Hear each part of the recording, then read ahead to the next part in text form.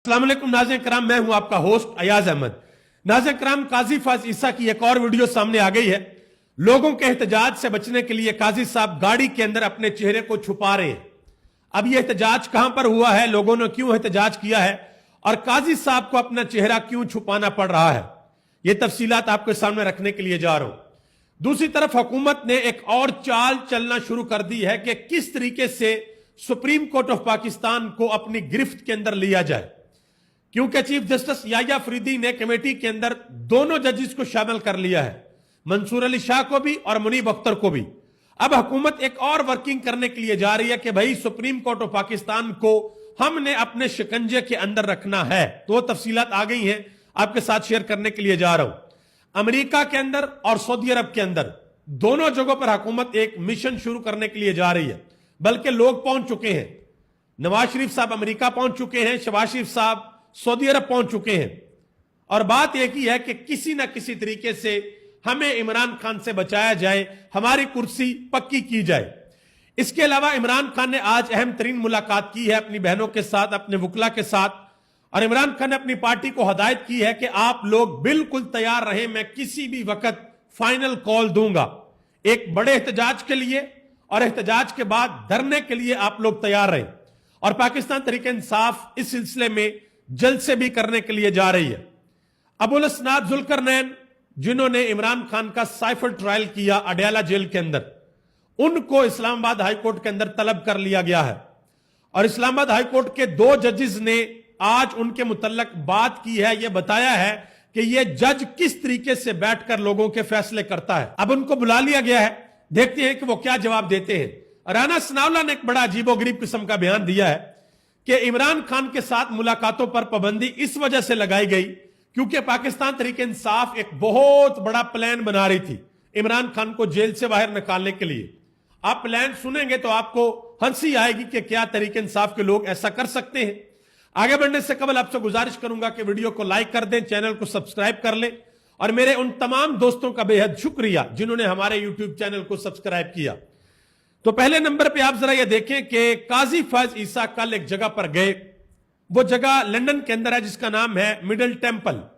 वहां पर गए, उनको आप समझे कि वहां पर एक नौकरी मिली है, उनको एक बेंच के अंदर शामिल किया गया है। तो लोग वहां पर पहुंचे और लोगों ने वहां पर पहुंचकर अपना एहतजाज रिकॉर्ड करवाया। तो जिस वक्त काजी साहब पूरे प्रोटोकॉल के साथ गाड़ियां लेकर बाहर निकले हैं तो उन्होंने अपने चेहरे को नीचे कर लिया, अपने मुंह को छुपा लिया ताकि एहतजाज करने वाले लोग उनके चेहरों को ना देख सके। लेकिन कैमरे की आंख से कोई बच नहीं पाता भाई। अगर आप सामने आ जाते हैं और कैमरा खुला है तो कोई ना कोई मोमेंट कैप्चर हो जाता है और फिर वो पूरी दुनिया के अंदर वायरल हो जाता है। मिडिल टेंपल के अंदर काजी साहब गए क्यों हैं, यह भी एक सवाल है। वहां का जो इंतजामी अमूर देखने वाला बेंच है, उस बेंच के लिए काजी साहब को चुना गया है और लोगों ने बाहर एहतजाज किया। तो मुझे वो काजी साहब की बात याद आ गई। काजी साहब ने सुप्रीम कोर्ट ऑफ पाकिस्तान के अंदर बैठकर यह कहा था कि अगर आप किचन की गर्मी को बर्दाश्त नहीं कर सकते तो फिर बेहतर है कि आप किचन से बाहर निकल जाए। अब यह भी गर्मी है भाई, किचन की गर्मी है, लोग बाहर निकल रहे हैं और बाहर निकलकर एहतजाज कर रहे हैं। इस वजह से एहतजाज कर रहे हैं वो लोग, वो ये समझते हैं कि आपने सुप्रीम कोर्ट ऑफ पाकिस्तान के अंदर बैठकर जो इंसाफ की सबसे बड़ी कुर्सी थी 24 करोड़ लोगों के लिए, आपने वहां पर बैठकर इंसाफ नहीं किया।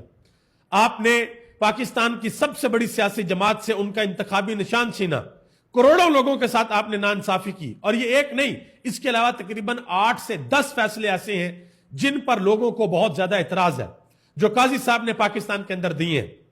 अब आगे आ जाए जी। आपको पता है कि अमेरिका के इलेक्शन होने के लिए जा रहे हैं, चंद दिन बाकी हैं, और नवाज शरीफ साहब लंदन से अमेरिका चले गए। और अमेरिका क्यों गए हैं? क्या कोई सैर सपाटा करने के लिए गए हैं? बिल्कुल भी नहीं। और शहबाज शरीफ साहब सऊदी अरब के अंदर मौजूद हैं। और आपको पता है कि ट्रंप और मोहम्मद बिन सलमान, इन दोनों का भी आपस में अच्छा याराना है, अच्छा राब्ता इन दोनों का आपस में। तो दोनों तरफ यह गुजारिश की जाएगी कि भाई जो आप कहेंगे हम वो करेंगे, हमें टिकने दिया जाए, हमारी कुर्सी को हिलने ना दिया जाए। यह ना हो कि ट्रंप जीते और ट्रंप की एस्टेब्लिशमेंट यह कहे कि भाई लाओ ना जरा इमरान खान की फाइल, वो किधर है जो पहले ट्रंप से मिला था। अगर उसको जेल के अंदर डाला तो क्यों डाला? क्या उसने कोई करप्शन की है? क्या उसने कोई डाका मारा या कोई जुर्म किया है? किस वजह से उसको डाला गया है जेल के अंदर? اور جب بات آئے گی سائفر کی تو میں ابھی آپ کو بتا رہا ہوں این ممکن ہے کہ اگر ٹرمپ جیت گیا تو وہ سب سے پہلے ڈونلڈ لو کو بلائے گا، ہاں بھائی بتاؤ اسد مجید کے ساتھ امریکہ میں جو آپ کی میٹنگ ہوئی تھی، آپ کی اور اسد مجید کی کیا بات ہوئی تھی، اور پھر جو سائفر گیا تھا وہ سائفر کیا تھا. تو بھائی یہ کچھ بھی ہو سکتا ہے، لیکن آنے والے دنوں میں پتا چلے گا. سعودی عرب کے اندر شہباز شریف صاحب موجود ہیں، وہاں پر محمد بن سلمان کا منت ترلا کیا جائے گا کہ جناب ذرا مہربانی فرمائیں ہماری کرسی جو ہے وہ ٹکی رہے اور عمران خان کا کچھ کریں. لیکن آنے والے دنوں میں بہت بڑی بڑی ڈیولپمنٹس آپ کو دیکھنے کو ملیں گی، عمران خان کے حوالے سے، احتجاج کے حوالے سے، اور جو امریکہ کے اندر الیکشن ہو رہا ہے اس کے بعد تو پوری دنیا کے اندر بہت زیادہ تبدیلیاں آ سکتی ہیں اگر ٹرمپ الیکشن جیت جاتا ہے تو. کیونکہ ٹرمپ نے اپنی الیکشن کمپین کے اندر کچھ چیزیں واضح طور پر بتا دی ہیں. اس نے کہا بھائی کوئی لڑائی جھگڑے کی پالیسی نہیں چلے گی، میں سب کو بٹھاؤں گا اور بٹھا کر یہ لڑائی جھگڑے ختم کرواؤں گا، یہ اس نے کہا ہے. دیکھتے ہیں کہ آگے کیا ہوتا ہے. آگے آ جائیں جی. حکومت کے لیے ایک بہت بڑی پریشانی بن گئی ہے سپریم کورٹ کے اندر 3 ججز، چیف جسٹس یحییٰ فریدی، جسٹس منصور علی شاہ اور جسٹس منیب اختر، کیونکہ تینوں اس کمیٹی کے اندر ہیں جنہوں نے بینچز بنانے ہیں.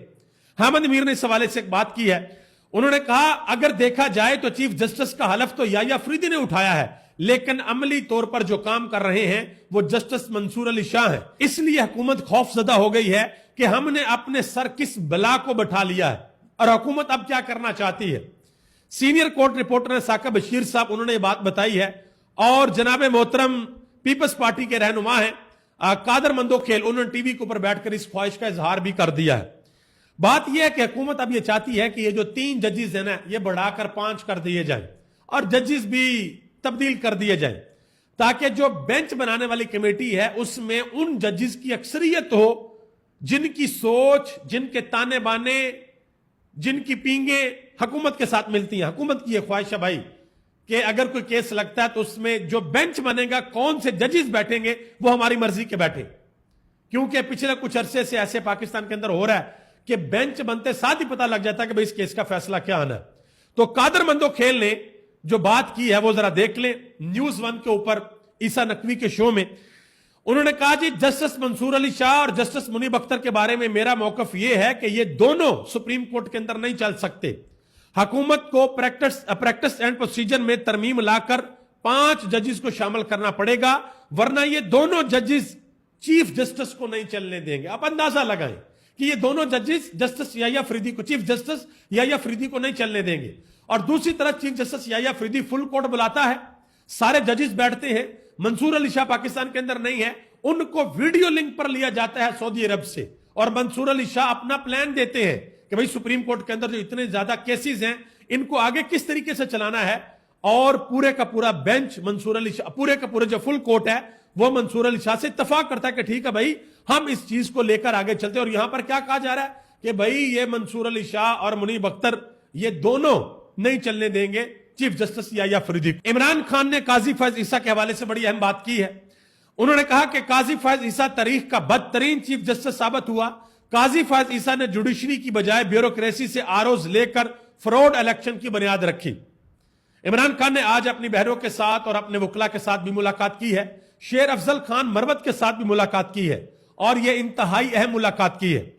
عمران خان کی بہن علیمہ خان نے کہا کہ عمران خان نے آج یہ بات کی ہے کہ اگر دشمن ہونا تو جیدار ہونا چاہیے، کمینہ دشمن نہیں ہونا چاہیے. عمران خان نے کہا ایک تو یہ میرے دشمن ہیں اور دوسرے کمینے بھی ہیں، یعنی کہ کمینگی کے اوپر اترے ہوئے ہیں جو حکومت عمران خان کے ساتھ کر رہی ہے.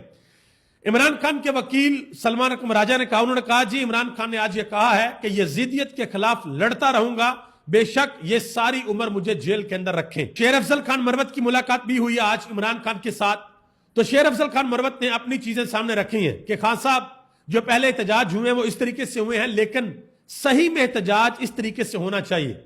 تو عمران خان نے بتایا ہے کہ میں نے سلمان اکرم راجہ کو ڈائریکشنز دے دی ہیں احتجاج کے حوالے سے، دھرنے کے حوالے سے کہ اب احتجاج ہوگا، بڑا احتجاج ہوگا اور دھرنا بھی ہوگا. تو اس حوالے سے سلمان اکرم راجہ جب مناسب وقت ہوگا تو وہ بتا دیں گے پوری پارٹی کو کہ عمران خان کا کیا پیغام ہے. جوڈیشل کمیشن کے لیے عمران خان نے 2 لوگوں کو نومینیٹ کر دیا ہے. عمر ایوب خان اپوزیشن لیڈر ہے نیشنل اسمبلی کے اندر، اور شبلی فراز یہ اپوزیشن لیڈر ہیں سینٹ کے اندر. ان دونوں کا نام عمران خان نے فائنل کیا ہے. اور جو کل کا دن ہے یعنی کہ جمعرات کا دن، کل کا دن بڑا اہم ہے. کل پاکستان تحریک انصاف کے 7 سیاسی رہنما عمران خان کے ساتھ ملاقات کریں گے، جس میں گور خان ہیں، عمر ایوب ہیں، شبلی فراز ہیں، احمد ڈوگر ہیں، محسن عزیز ہیں، سلمان اکمل راجہ ہیں اور سلمان صفدر ہیں. یہ عمران خان کے ساتھ تقریباً 10 ہفتوں کے بعد یہ سارے اکٹھے ملیں گے اور عمران خان کے ساتھ ملاقات ہوگی، اور ہو سکتا ہے کہ کل ایک اہم ترین اعلان بھی کر دیا جائے. اب آگے آ جائیں جی. ابو الاسناد ذوالقرنین یہ وہ جج ہیں جنہوں نے عمران خان کا سائفر ٹرائل کیا. یہ ATC عدالت کے اندر بیٹھتے ہیں، یہ لوگوں کے جسمانی ریمانڈ بھی دیتے ہیں. تو اسلام آباد ہائی کورٹ کے اندر جب ان کے فیصلے آتے ہیں تو وہاں پر ان کے زیادہ تر فیصلے ردی کی ٹوکری کے اندر پھینک دیے جاتے ہیں کہ بھئی آپ کا یہ فیصلہ ٹھیک نہیں ہے. تو آج جسٹس میاں گل حسن اورنگزیب انہوں نے بات کی ہے ابو الاسناد ذوالقرنین کے بارے میں. انہوں نے کہا کہ ابو الاسناد ذوالقرنین کی عدالت میں کیا کیمرے لگے ہوئے ہیں؟ ہمارے پاس پہلے بھی کیسز آئے ہیں جہاں پر یہ مس کنڈکٹ کر رہا ہے. پہلے بھی لکھا ہے کہ اس کو واپس بھیجا جائے، یعنی کہ جہاں سے اس کو بلایا ہے اس کو واپس بھیجا جائے. سائفر کے ٹرائل میں اس کی کارستانیاں ہم نے دیکھی ہیں. دنیا میں اس طرح کبھی ٹرائل نہیں ہوا جس طرح اس نے کیا. اسلام آباد میں انصاف نہیں ہوگا جب تک یہ آدمی یہاں بیٹھا ہے. یہ آدمی دھڑلے سے کام کر رہا ہے کیونکہ وزارت قانون کی سپورٹ اس کے ساتھ ہے. انہوں نے کہا کہ ہم انصاف کرنے یہاں پر آئے ہیں، ہم نے خدا کو جواب دینا ہے. اس کے علاوہ انہوں نے ایک انگلش کا محاورہ بھی بولا، وہ بڑا سخت محاورہ ہے. انہوں نے کہا کہ ہم یہاں پر بیٹھے ہم کمینے نہیں ہیں، اندھے نہیں ہیں، ہمیں سب کچھ یہاں پر نظر آتا ہے. یہ انہوں نے بات کی ہے. تو کل انہوں نے ایک اور کیس کے اندر بھی ان کو اسلام آباد ہائی کورٹ کے اندر طلب کر لی. آپ کو یاد ہوگا کہ اعظم سواتی کا جسمانی ریمانڈ دیا گیا تھا عدالتی وقت ختم ہونے کے بعد. تو اس حوالے سے بلا لیا گیا ابو الاسناد ذوالقرنین کو آئیں ذرا آ کر جواب دیں کہ یہ آپ کس طریقے سے عدالت چلا رہے ہیں اور کیسے آپ انصاف کر رہے ہیں. جسٹس عطر من اللہ نے ایک اختلافی نوٹ لکھا ہے. ایک کیس تھا سپریم کورٹ کے اندر کہ جو انفارمیشن ہے اس کی رسائی عوام تک ہونی چاہیے. تو اس کیس کا فیصلہ آیا اور فیصلے میں جو اضافی نوٹ تھا وہ جسٹس عطر من اللہ نے لکھا ہے. انہوں نے کہا کہ آئین ریاست کو ایسی قانون سازی سے روکتا ہے جو بنیادی حقوق کو ختم کرے یا محدود کرے. یہ ناقابل تصور ہے کہ سپریم کورٹ شہریوں کے بنیادی حقوق چھین لے. عوامی اعتماد ختم ہوا تو عدلیہ کی آزادی کمزور پڑ جائے گی. سپریم کورٹ کی قوت صرف عوام کا اعتماد ہے. اشاروں میں انہوں نے بڑی اہم باتیں کر دی ہیں. اینکر عمران ریاض خان نے ایک بہت بڑا انکشاف کیا.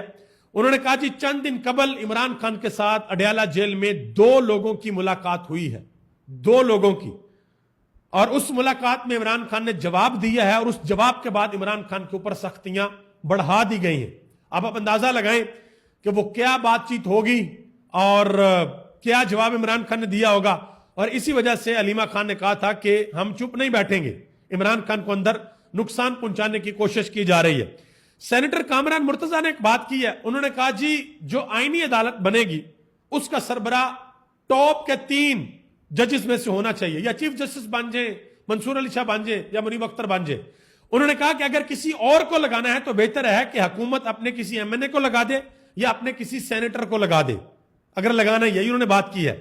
مزید انہوں نے کہا کہ اگر ہماری مداخلت کے نتیجے میں بینچز بننے ہیں تو سپریم کورٹ نہیں چل پائے گی. یہ سینیٹر کامران مرتضیٰ نے کہا. مولانا فضل الرحمان نے ایک بہت بڑا انکشاف کر دیا جی.